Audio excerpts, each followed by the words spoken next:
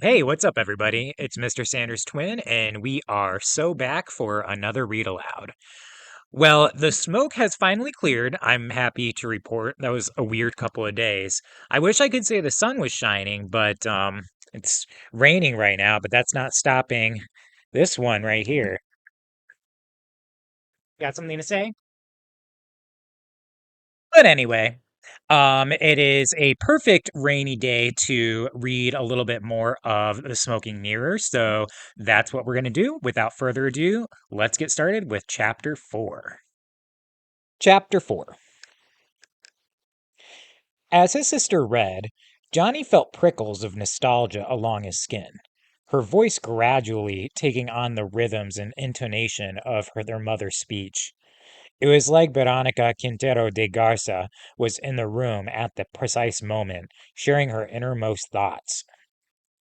Today, Mom told me the craziest thing. Like her, I'm a shapeshifter, a nagual. I didn't want to believe her, but then she shifted into a jaguar right in front of me. She was orangey gold with a white belly and black spots. Only her eyes were the same light brown, though with a little shimmer. Mom shrugged off her pink dress and prowled around for a while, then went into the bathroom. She came out a few minutes later in human form, wearing a bathrobe. What the heck, Mom? How long have you been like this? Since I was your age, Bero. On my side of the family, there is a Nagual born every generation to the previous shapeshifter, unless she doesn't have children. In that case, one of her sisters will bear the new one.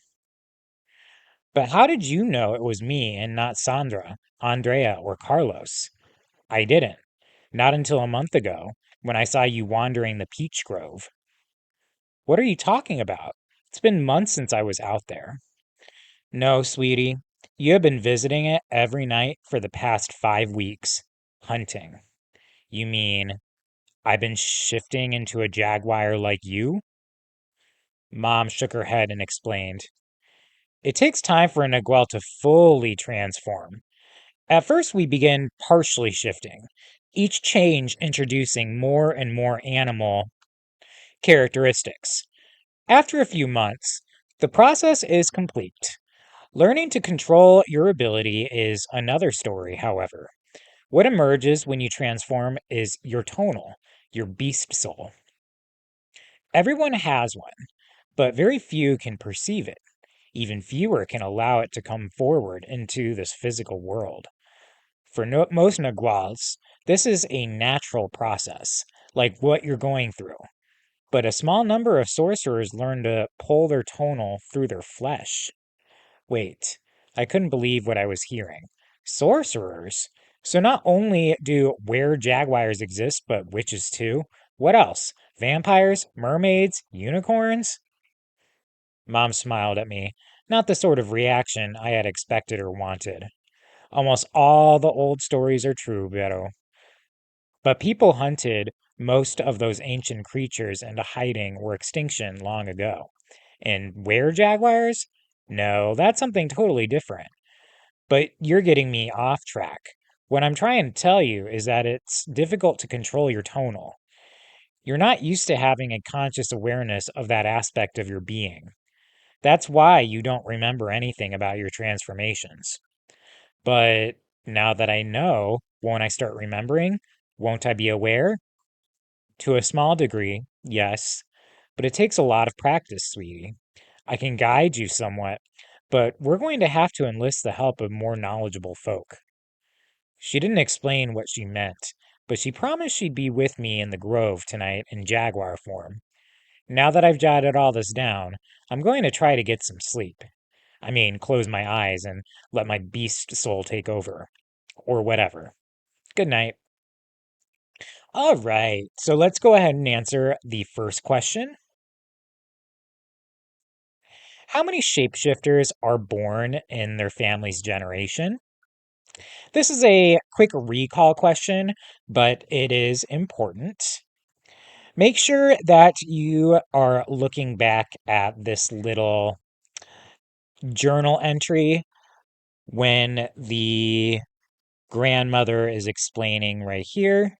Since I was your age, Vero, on my side of the family, there is a Nagual born every generation to the previous shapeshifter unless she doesn't have children. No sentence starters needed. Just go ahead and click on the answer that you think is correct. And let's move on. Johnny leaned forward. His heart was racing, his palms tingling. Whoa. So I'm a Nagual too, huh? He looked at his grandmother, who smiled crookedly and swiveled her head around to stare at Carol. Johnny, there's something I need to tell you. Carol's face was flushed, and she dropped her gaze to the tiled floor. Johnny understood right away. Wait, no way, you two? Dude. You probably think that this is totally cool, don't you? Carol had her normal, I don't approve of your boyish enthusiasm face on. Hello, of course I do. Are you nuts? We get to transform into big freaking cats. How is that not cool? Well, it sounds like Abuela Helga was pointing out some pretty major drawbacks back in 1988, Johnny boy. Just keep reading. Ugh, girls, I swear. Narrowing her eyes, Carol continued. So I remember bits and pieces now. Smells mainly. Specifically, the smell of blood. The sound of a beating heart. The scent of my mother racing ahead of me, showing me how to flush a brace of jackrabbits. This morning, she was sitting at the foot of my bed, smiling. You're almost completely a jaguar now when you transform. Do you remember? I told her I did. Good. Pretty soon we'll take a trip to Monterey to visit your cousins. At least, she whispered. That's what we'll tell your dad. In reality, we're going to visit the Garcia Caves. Some experts in these matters can be found there. Who, the tour guides? There isn't anyone else living up on Friar Mountain, Mom. It's in the middle of a national park. I'm more interested in the folk living inside the mountain, Vero, but you'll see what I mean soon enough. I ignored her cryptic remark for a moment. Why do we have to lie to Dad, though? Doesn't he know what you are? Mom's eyes got all misty, and she glanced away. He knows. That's how we met. It was the late 60s, during the student movement. Civil rights protests, pro-labor rallies, meetings to promote equality for women. He was a captain in the army then. His men, searching for secret anarchist meetings and so forth, found my mother and some other Nagualis, and, oh, sweetie, they killed them. Then they began to investigate their families. Your dad tracked me down. I was studying at UNAM in Mexico City. He pretended to be a graduate student. Well, I fell for him. He's pretty handsome, you know? She laughed a little. Anyway, I guess he couldn't go through with turning me in or whatever. When he told me the truth, I hated him a little. But by then I had no choice. I had to be with him. He could protect me in ways I couldn't protect myself. He made me swear to stop transforming. I never told him it was hereditary, but I'm guessing he knows. We haven't spoken of it in 20 years. I was so angry at my dad at that moment. I wanted to run into his office and confront him, tell the super important Colonel Quintero what I thought of him. But my mother took my hand and stroked my hair. It's the nature of things, Vero. Naguales, like other magical creatures, have been slaughtered throughout the history of Mexico. We are blamed for awful tragedies, and occasionally we have been guilty. And that's why it's very important that you never speak of this secret with anyone, not even your siblings, especially not your father. You can't leave any record of your lore either. It has to be kept here and here. She touched my head and heart. But I can't keep this inside me. I'll go crazy thinking about it. That's why I hunted up the diary Dad bought me last year. I never wrote in it, never had secrets up until now. And now I'm using it to find relief. I'm excited. I'm scared. I want to cry. I want to laugh. Tonight, Mom will be with me again, running free under the silvery moon. I'm going to try to remember more, and when she takes me to the mountain, I'm going to learn everything I can. All right, let's answer that next question. How did Johnny and Carol's grandparents meet? So we're talking about Veronica, the mother's parents. That's their grandparents. So if you remember, grandma is a Nagual, dad is not. And it says right here, he was captain in the army then. His men searching for secret anarchist meetings and so forth found my mother and some other Nagualis and killed them. And then they investigated the families. The dad tracked her down, and that's how they met. So see if you can put that in your own words. If you'd like a sentence starter, you can use they meet because blank. All right, let's continue. Johnny stood up and mused aloud. The Garcia Caves. Dad said they used to be underwater grottos, like millions of years ago. Remember how he wanted to take us to see them in fifth grade? Carol nodded. Yeah, and Mom got all panicky and said no, that it was too dangerous or something. Their grandmother muttered excitedly. Johnny knelt beside her. The caves are important, yeah? A tear welled up in the old woman's good eye. Bah, bah, bah, Bayan. Johnny nodded and glanced over at his sister, who was flipping through the remaining pages. She wants us to go, Carol, to the caves. Holding up the diary, she pointed to a blank page. There are just a few more entries and then nothing. Did you catch her, Abway? Is that what happened? You took it away to protect her? Tears were now rolling down their grandmother's face. Before she could attempt to say anything further, Andrea walked in. Kids, it's time for. As her voice trailed off, she rushed to her mother. What happened? Why is she crying? A little panicked, Johnny blurted. We don't know. We were talking about Mom, and she got like this. Well, shoo, both of you. It's not good for her to get this worked up. Go wash your hands. Dinner's on the table. She began making soft, reassuring sounds as she embraced the old woman and tried to console her. Carol closed the journal and pressed it to her side as she walked out of the room. Johnny followed. By the time she was wheeled to her place at the table, their grandmother had grown calm, a peaceful expression softening the lines on her face, making her look as Johnny remembered from early years of his childhood. In a few months, he would become a teen. But he suspected he would never be able to forget how his grandmother had fostered his love for building, buying him blocks and Legos, then model kits of buildings and bridges. She understands me. It was tough seeing her become an invalid. I didn't want to face it, but now I've got to understand her. There's something important here. And not just me and Carol are shapeshifters. She needs us to do something in the caves. After dessert, Stefani wanted them to go with her to the movies, but the twins begged off, saying that they were exhausted and wanted to turn in early. They sat down, across from each other, on narrow guest beds cushioned with thick San Marcos blankets, and said nothing for the longest time. We have to go to the caves, Johnny finally said. Carol nodded. She definitely wants us to go. I guess you want to learn to master this whole shapeshifter thing, huh? For such a smart chick, she can be really dense. Not just that, Carol. There's something else. Why was Mom scared to return to those caves? I think, I don't know how, but I think we can find out what happened to her there. Johnny, those old grottos are 4 hours away from Donna. That's not how she disappeared.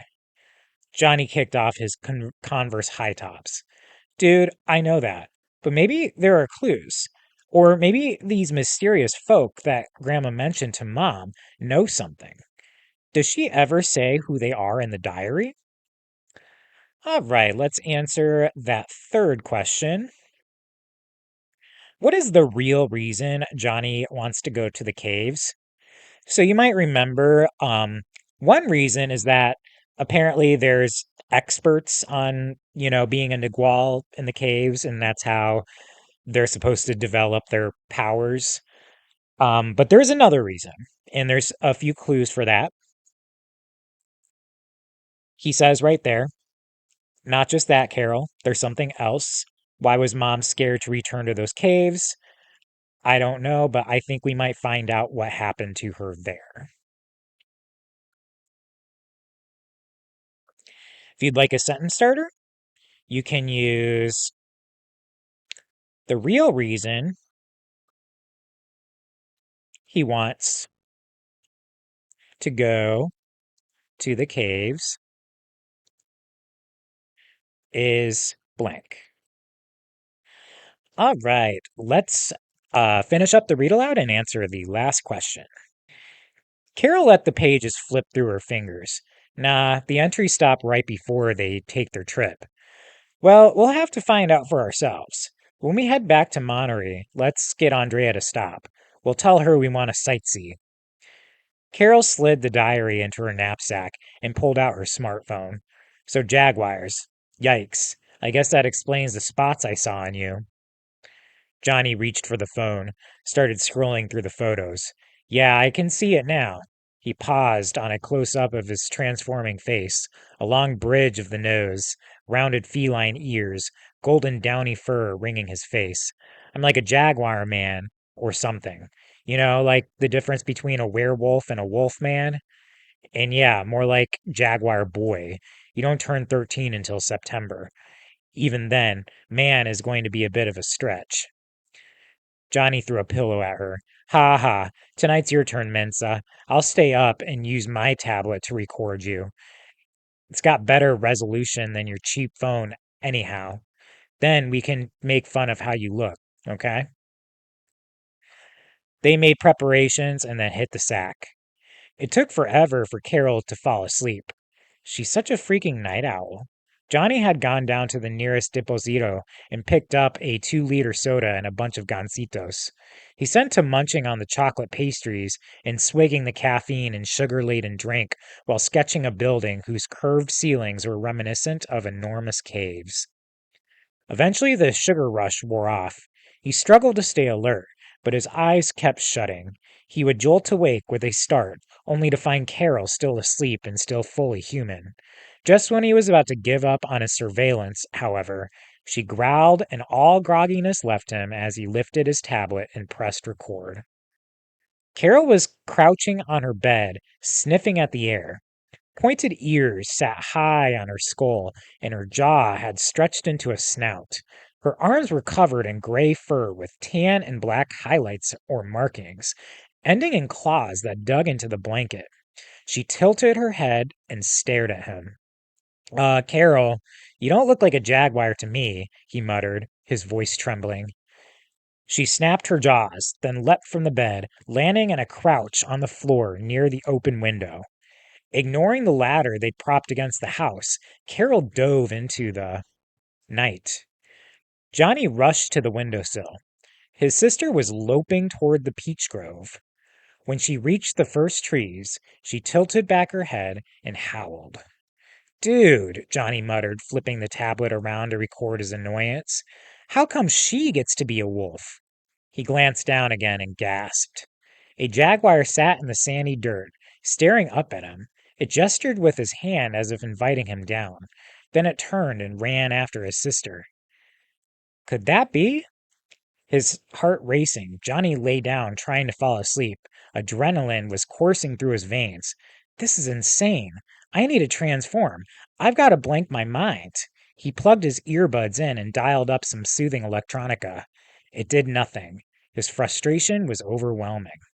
And then finally, he dropped into the dark. All right, let's answer that last question. What does Carol turn into? How does Johnny react? You may have noticed that this is actually two questions. So, yep, to be technical, it's two. But let's go ahead and answer them. The first question is simply recall. So make sure that you're paying attention to these few lines right here. Dude, Johnny muttered, flipping the tablet around to record his annoyance. How come she gets to be a wolf?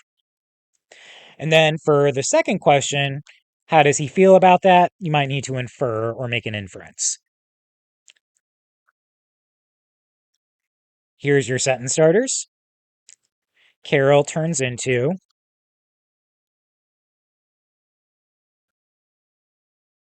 Johnny reacts by blank. All right, everybody, that is it for today's read aloud. I hope you enjoyed it, and I will see you in the next one. Until then, take care.